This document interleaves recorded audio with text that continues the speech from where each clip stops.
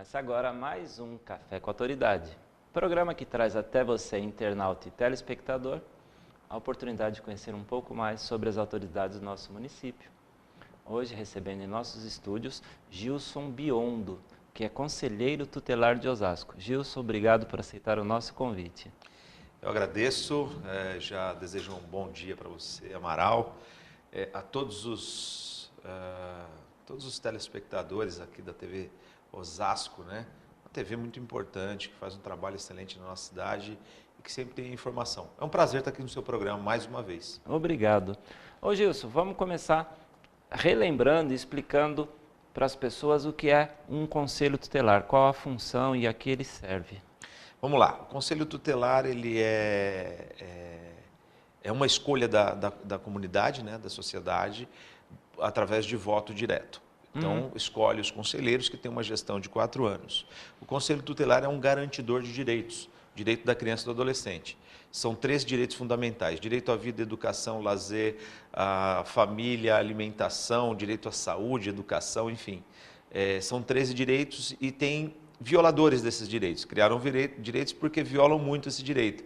E os direitos violados normalmente é pelo Estado, né, pela sociedade, por ação ou omissão, pela família, ação ou omissão ou empregar alguma força a mais, e também pela a criança ou adolescente em razão de sua própria conduta.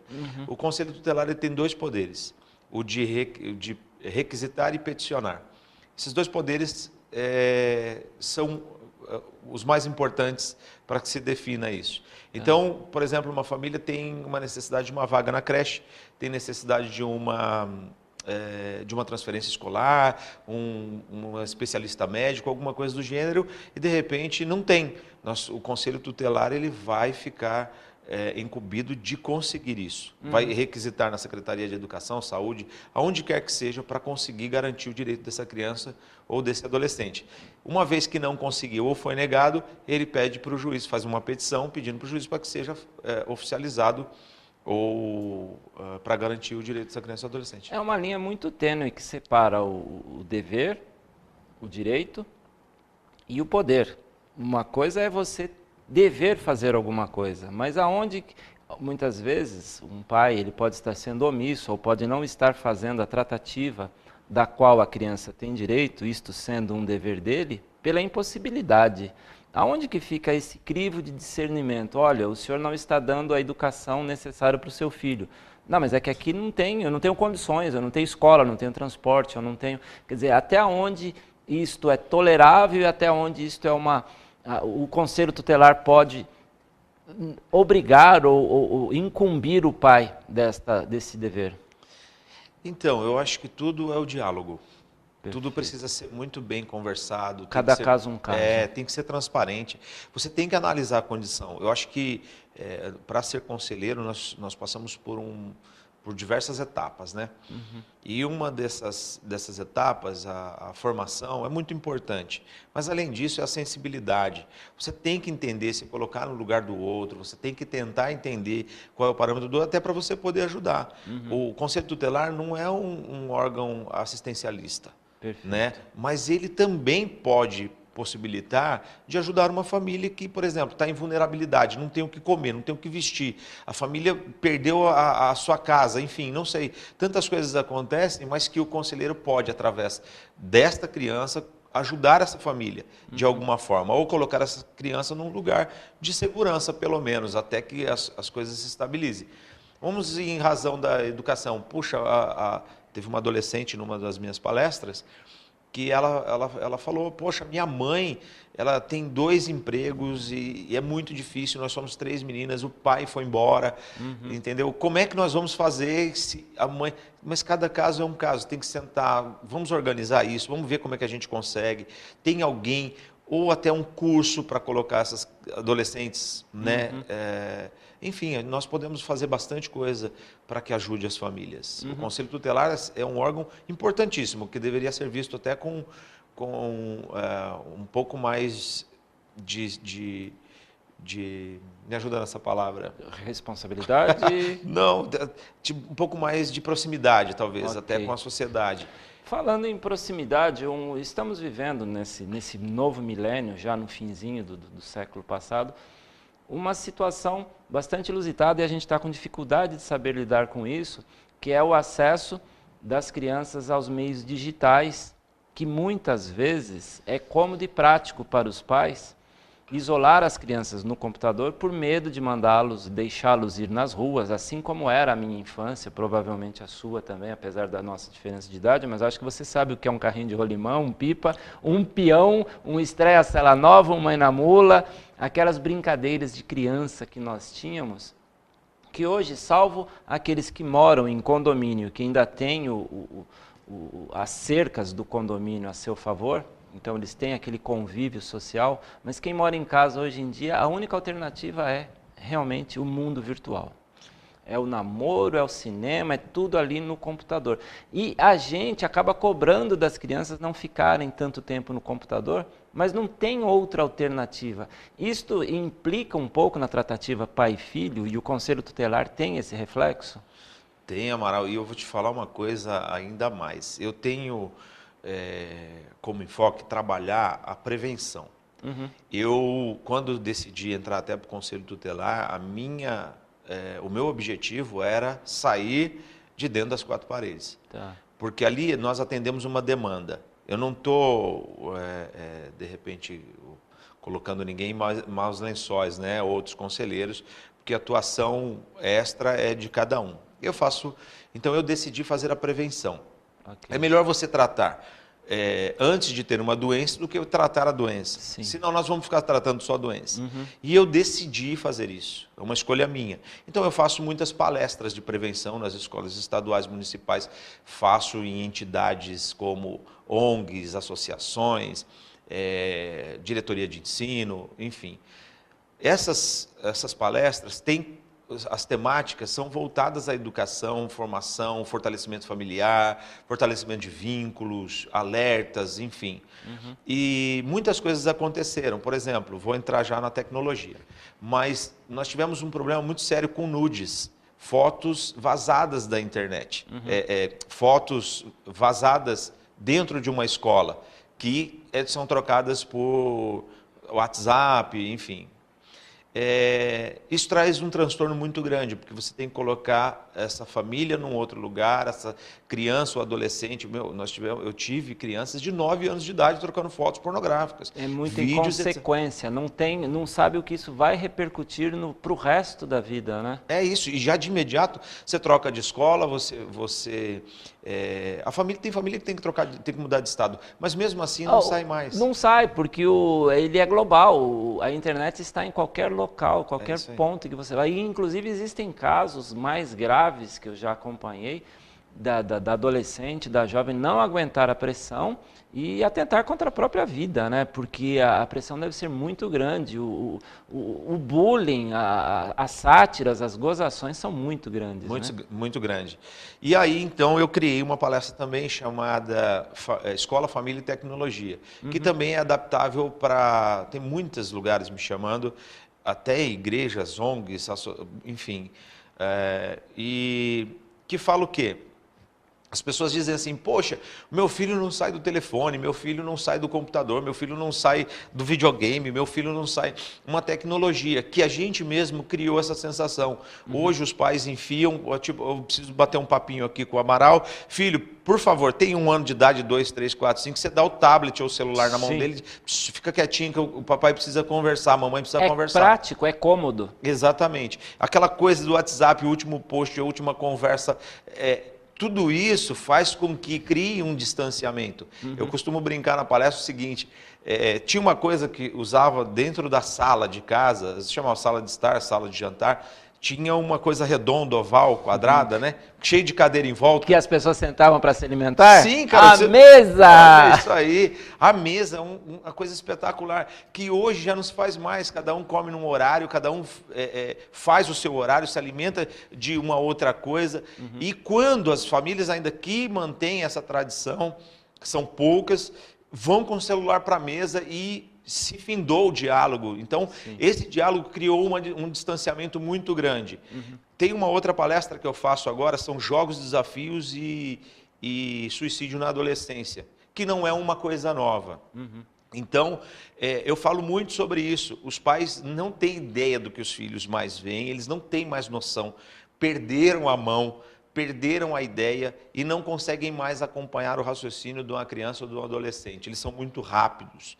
E aí você perde um monte de coisa. Por exemplo, você já assistiu Os 13 Porquês? Sim. Uma série da Netflix? Sim. Muitos pais que você pergunta não têm conhecimento. Os 13 Porquês, 13 Reasons Why, acho que é o nome. E o que acontece?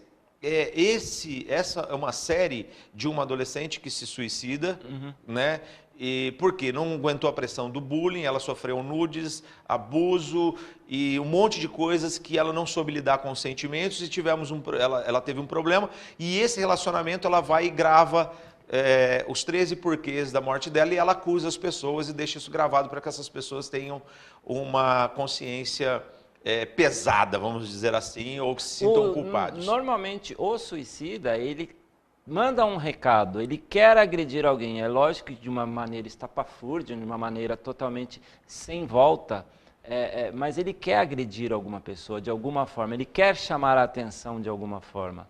E agora estamos, inclusive, tocando nesse assunto, estamos vivendo uma situação inusitada a meios populares, mas que sempre deve ter havido, que é a incitação ao suicídio, esse desafio chamado Baleia Azul que assola aí o país. Me fala um pouco a respeito quanto isso é folclore, o quanto é boato e o que é real que nós devemos tomar cuidado. Todas as decisões que são feitas no Conselho Tutelar são feitas em colegiado, né? Okay. Não é uma pessoa, uma única pessoa.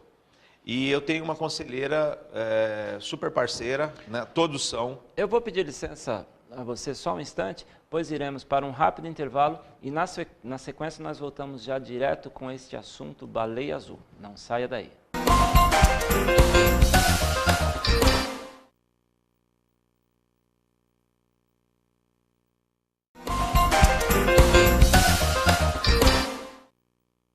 De volta com o Café com Autoridade, hoje falando com o conselheiro tutelar Gilson Biondo. E antes do intervalo entramos num assunto que é de interesse de todos, é de meu interesse, coisas que estão acontecendo no quintal da nossa casa, que é o desafio Baleia Azul. Gostaria que o senhor continuasse com a sua explanação. Vamos lá. Tem muita gente que fala, puxa, o que é Baleia Azul? Baleia Azul é um desafio que surgiu, né, primeiramente na Rússia, mas foi um fake, para juntar seguidores. O cara forjou a sua própria conduta e suicídio. Uma ação de marketing. É isso aí. E conseguiu seguidores. Depois algumas agências, né, no fim das contas são criminosas, acabaram aproveitando de pessoas até para extorquir, para fazer um aprisionamento, para fazer uma chantagem. E começou a conduzir pessoas, porque uma das coisas mais deliciosas para a mente, né, para essas mentes, vou chamar de criminosa. Sarcasmo, sadismo. É a manipulação, é conseguir conquistar, manipular uma mente ou uma pessoa, né? Pelo simples prazer de sentir que pode fazê-lo. Exatamente, para dizer, eu tenho autoridade sobre ela ou coisas do tipo. Então, um semideus. Semideus.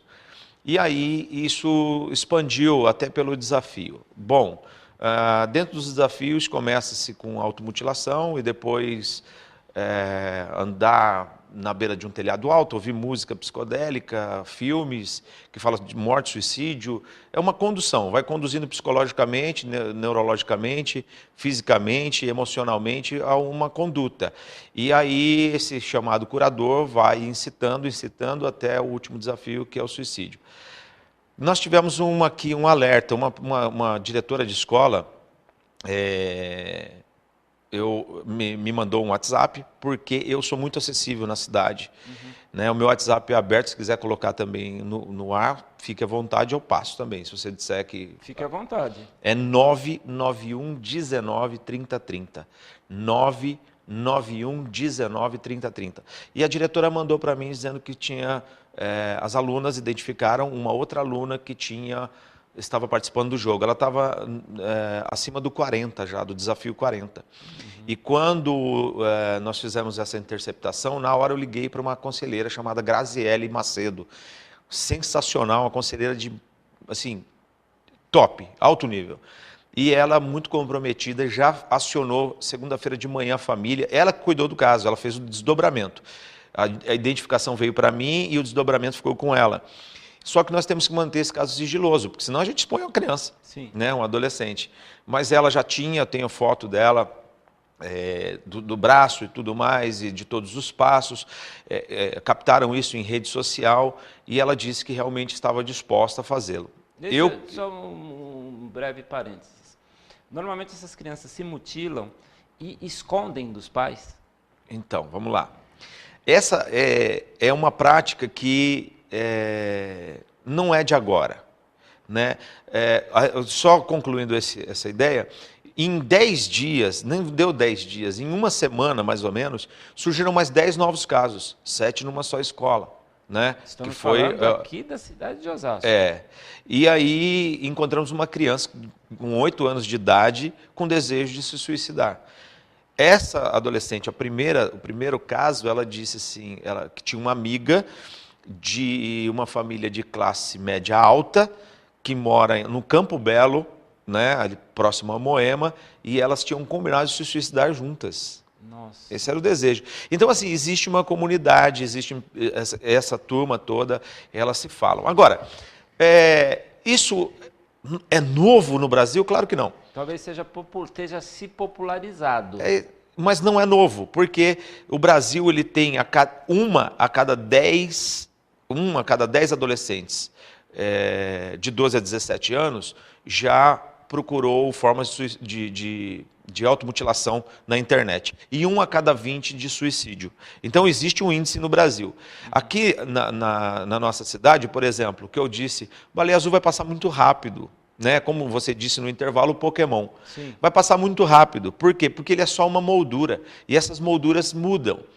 O problema não é a moldura, o problema é o quadro. O quadro da cidade é assim. Se lembrarem, e isso eu falei para muitos repórteres da nossa cidade, que me procuraram para falar sobre o caso. Se vocês lembrarem, noticiaram os casos de adolescentes que se suicidaram em novembro do ano passado. Sim, anterior à febre desse desafio. Que faziam automutilação, que tinham diversos indícios. Entende? Então, automutilação, nas minhas palestras, eu falo todas. Pode ser o tema que for. Por quê? Porque uma vez que você identifica isso, você precisa de ajudar. E aí essa ajuda é o quê? Procurar pessoas que estão treinadas para isso, pessoas que podem fazer isso. Então foi um escândalo para a cidade. Nossa, tem na cidade? Tem sim. E a pergunta, automutilação. Normalmente eles se automutilam no braço, porque é uma coisa aparente. Ah, Gilson, como é que eles fazem isso? Tem diversas formas de se explicar isso, até de uma forma psicológica, neurológica, né? Familiar, desestrutura familiar e tantas coisas mais. No entanto, se atentando somente à automutilação, não é só no braço. Tem aqueles que se automutilam mesmo porque tem essa prática e entende que isso é um benefício. Por quê? São duas coisas. Primeiro, que o organismo libera uma substância que dá uma saciedade. Certo prazer. Para aliviar aquela dor. A dor corporal é maior do que a dor sentimental, entre aspas. Entendi. E o segundo motivo é porque a concentração vai para o corte, para aquela dor ou para aquilo, e ele esquece um pouco daquela dor sentimental de que se passa. No fim das contas, tem muitos adolescentes que os pais não vê nos braços, mas se você ver a barriga, se automutila na barriga, nas coxas, também é um ponto de automutilação, e lugares onde tem veias, né? Porque aí o sangue, aquela coisa toda. Mas se pode dizer que exista alguma estatística? Em vias de regra, ela está querendo chamar a atenção, logo ela se mutila e deixa exposto, ou ela está fazendo uma introspecção e ela mutila e se esconde? Não sei se dá para ter esse perfil, esse paralelo já traçado. Ela mostra ou esconde? Quem quer mostrar, faz nos pulsos, no antebraço. Quer chamar a atenção. Quer chamar a atenção, eu quero Me socorra. Me socorra. Agora, é um problema que nós temos, Amaral, e eu acho que toda família deve saber, Pergunta para o seu filho, fala assim, ah, mas isso eu não acredito porque não acontece. Tá bom, pergunta para o seu filho de 7 anos de idade, pergunta o que é baleia azul. Ele vai te dar uma aula. Sim. Né? Então você tem diversos pontos. Você pega, porque as crianças sabem muito mais e nós estamos atrasados. Então eu fazendo uma palestra numa escola extraordinária, uma escola de alto nível, e nós fomos para um tema seguinte, garotas que se valorizam. Nossa, tinha umas 100 adolescentes na sala, 8 choravam de soluçar e amigas se compadeciam porque elas tiveram a oportunidade de se abrir. A palestra estava marcada para 50 minutos, no máximo 1 hora. Nós estávamos a 1h40 e elas não queriam sair da sala. E não dá mais, nós não temos mais tempo, vamos marcar uma outra oportunidade. A coordenadora pedindo, mas elas dizendo assim, se abrindo. E elas diziam, uma delas, eu não quero os presentes caros que o meu pai me dá. Eu quero a presença dele na minha vida. E hoje nós não temos tempo. Hoje todo mundo trabalha 1 emprego, 2 empregos, mas tudo é uma questão de opção, de ganhar mais.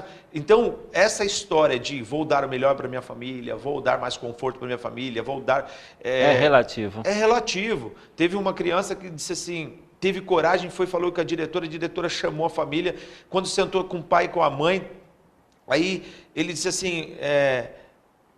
teve coragem de se abrir, dizendo assim, olha, eu sinto falta de vocês, eu queria, e eu não vejo vocês. O pai e a mãe trabalham, entregam ele na escola 6h30 da manhã e vão buscar às 7 horas da noite. Terceiriza o carinho e o afeto. Aí, o que acontece? Vão pagar com outras coisas caras, vão comprar... Compensar de certa forma. Exatamente. Tentar compensar. A lei da compensação.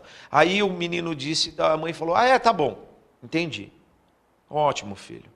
Só que tá vendo essa blusa que você está vestindo? Você está vendo esse tênis que você está vestindo? Sabe o seu videogame? Eu vou arrancar tudo de você. Acabou a partir de agora. Chantageou. Caramba, não teve a sensibilidade, continuou do mesmo jeito. Você sabe o que o pai faz? Quando o conselho tutelar, a escola, quando começa uma ação, eles saem da escola, mudam de escola para tirar aquela responsabilidade. Esse menino, isso foi antigo, esse menino hoje é um usuário de droga e trabalha no tráfico, etc. Tal. Bom, enfim, não são todos os casos assim, mas são coisas que conduzem. Então, a baleia azul é só uma moldura de uma sociedade que está adoecida, de uma comunidade que precisa de atenção, que precisa trabalhar isso no âmbito familiar. Gilson, começaram a chegar as perguntas, os nossos telespectadores participam do nosso programa pelo WhatsApp, o 981-420-208, e eu acredito que com esta sua última fala, você já trouxe um pouco da explicação da Tatiana Cavalheiro, do final do telefone 2214, que ela diz, o município e o Estado oferecem ponto de apoio aos pais e jovens? Se sim, quais seriam esses locais? Certo. Nós estamos fazendo um trabalho que até era a sua pergunta também, sobre o que as autoridades estão fazendo em relação ao nosso problema, certo? Amaral, Tatiane, todos que estão assistindo e vão assistir esses vídeos, o que acontece? Nós precisamos trabalhar a estruturação familiar. Nós fizemos uma reunião com 52 mediadores e vice-diretores na diretoria de ensino, inclusive um abraço para a Sandra Jardim, que da diretoria de ensino, uma pessoa muito comprometida com tudo, reuniu para que falássemos sobre isso. Eu dei a mesma palestra para os adolescentes de manhã que conheciam tudo do que se falava na palestra sobre jogos, desafios e suicídio na adolescência. E quando eu fui aplicar para os mediadores, os diretores, pais, é diferente. Nada do que está rolando. Por quê? Porque a gente não se atualiza em relação a isso.